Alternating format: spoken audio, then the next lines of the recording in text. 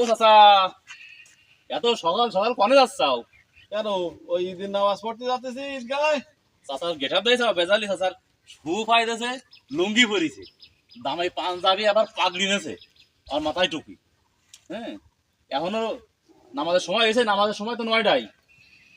ওরে তা আমার জাগা ধরতে হবে না, আগে দিয়ে তোমার জাগা ধরা লাগবে তো ঈদগার মাঠে। আগে আগে জাগা ধরবা, সারা বছর রোজা ছিলে। বাবা, ওকে আমি রোজা ছিলাম না, আমি তো আগা গোড়া রোজা। ওই ওই যে ওই সেদিন দেয়ালে চার দোকানে বসি পিড়াই তো দেখি যে চার দোকানে বসি চা খাওয়া হচ্ছে, কাতের কুড়াই আবার আগাগুলা রোজা ছিলে মানে কি সেটা?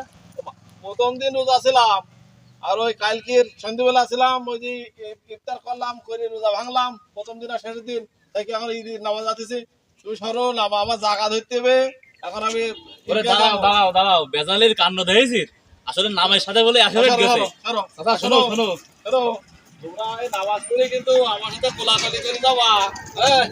আচ্ছা আচ্ছা, দেশির বেজাল নিয়ে আজকে আমরা যারা সারা বছর রোজা থাকলাম, আজকে খুশি করে নামাজ কালাম পড়বো, তার কায়দা নেই, এইসব দিঘা লিখে জ্বালায়।